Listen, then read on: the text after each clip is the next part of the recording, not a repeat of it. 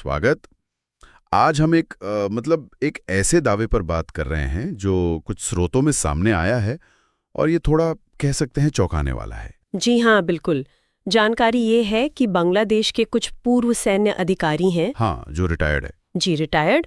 और उन्हें मोहम्मद यूनुस का करीबी बताया जा रहा है। अच्छा। और वो ये कह रहे हैं कि अगर भारत ने पाकिस्तान पर हमला किया तो बांग्लादेश भारत के पूरे पूर्वोत्तर इलाके पर कब्जा कर लेगा। पूरे पूर्वोत्तर पर? ये तो मतलब बहुत बड़ा दावा है। इसमें मेजर जनरल फजलुर रहमान जैसे नाम भी शामिल हैं, है ना? जी हाँ, उनका नाम खास तौर पर लिया जा रहा है इन रिपोर्ट्स में। तो आज हम यही समझने की कोशिश करेंगे कि इन दावों में कितना दम है या इनके पीछे की वजहें क्या हो सकती हैं। हाँ, जैसा कि इन स्रोतों में बताया गया है। और भारत के लिए इसके क्या मायने हैं?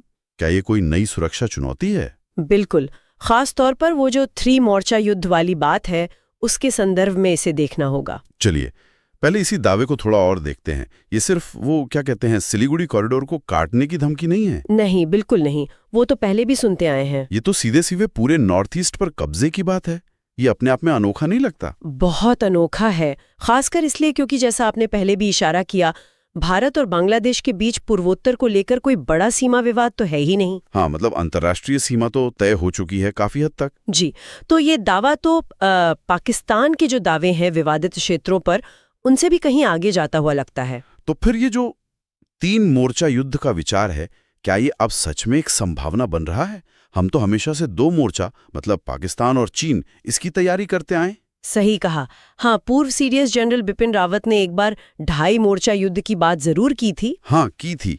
उस आधे मोर्चे का मतलब क्या था वो शायद पूरी तरह साफ नहीं था तब। हाँ, कुछ लोग मानते थे कि वो देश के अंदर की चुनौतियों की बात कर रहे थे शायद। लेकिन अब बांग्लादेश से ऐसी आवाजें। तो क्या पाकिस्तान, चीन और बांग्लादेश ये 3 मोर्चे बन गए हैं? ये एक गंभीर सवाल है। बिल्कुल गंभीर सवाल है। लेकिन ये समझना भी जरूरी है कि आखिर ये बातें आ कहां से रही हैं। मतलब कोई पूर्व अधिकारी ही सही इतना बड़ा बयान क्यों देगा? हाँ, क्या ये सिर्फ भड़काने के लिए है या इसके पीछे कोई ठोस वजह है, जैसा कि ये दस्तावेज इशारा कर रहे हैं? देखिए, स्रोत कई संभावित वजहों की तरफ इशारा कर रहे हैं। एक बहुत महत्वपूर्ण पहलू है बांग्लादेश का मौजूदा आर्थिक संकट। अच्छा, आर्थिक संकट। जी, देश में करेंसी का संकट है। अर्थव्यवस्था की रफ्तार काफी धीमी हो गई है। हाँ, मैंने भी पढ़ा था कि जीडीपी ग्रोथ शायद 3.3% तक गिर सकती है। जी, जो कि कई दशकों में सबसे कम होगी। वो जो शेख हसीना के दौर में एक तेज आर्थिक विकास देखा था, वो अब मतलब थम सा गया है। और निवेशक भी जा रहे हैं, भारत के साथ व्यापार पर भी असर है। हाँ, और अमेरिका के साथ भी व्यापारिक रिश्तों में कुछ तनाव की बात है।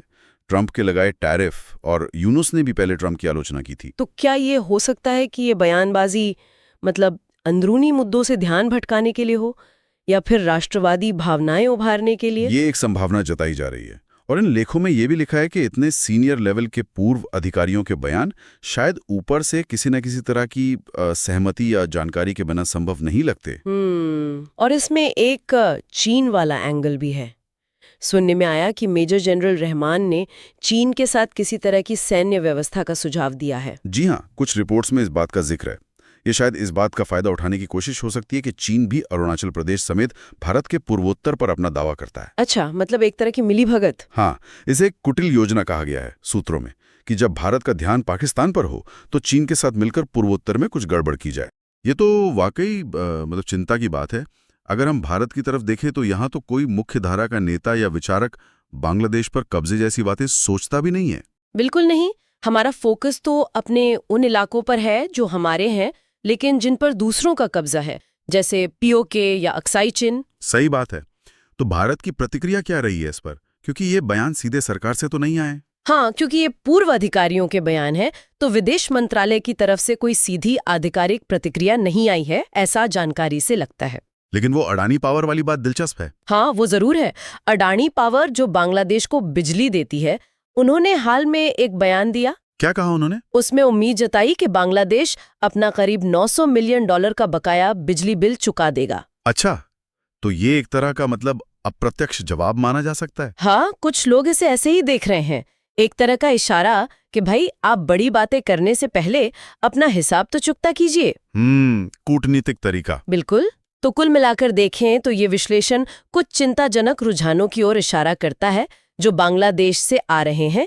ये भारत के लिए एक संभावित 3 मोर्चे वाली चुनौती का संकेत हो सकता है। और जिसके तार शायद बांग्लादेश की अपनी अंदरूनी आर्थिक और राजनीतिक मजबूरियों से जुड़े हों। हाँ, बहुत हद तक संभव है। और ये सब हमें इस एक अहम सवाल पर सोचने को मजबूर करता है कि किसी देश की जो अंदरूनी दिक्कतें होती हैं, चाहे वो आर्थिक हों या राजनीतिक, वो उसकी विदेश नीति और महत्वाकांक्षाओं को किस हद तक प्रभावित कर सकती हैं। बिल्कुल, भले ही वो महत्वाकांक्षाएं जमीनी हकीकत से कितनी ही दूर क्यों न लगती हो, ये एक सोचने वाली बात है।